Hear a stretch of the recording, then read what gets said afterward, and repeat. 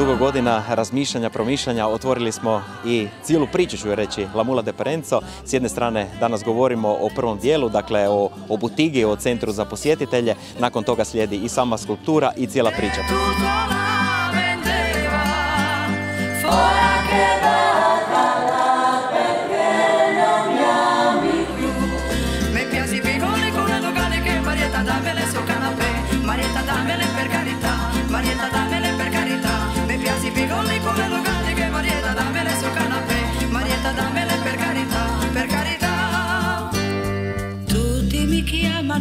Tako imamo jedan VR koji zorno prikazuje Trg slobode i uvalu Peškera.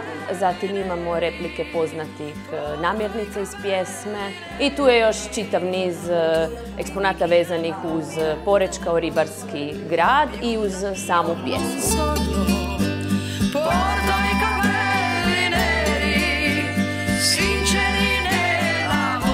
La Mula de Parenzo je pjesma koja je najsnažniji glasnik Poreča u svijetu.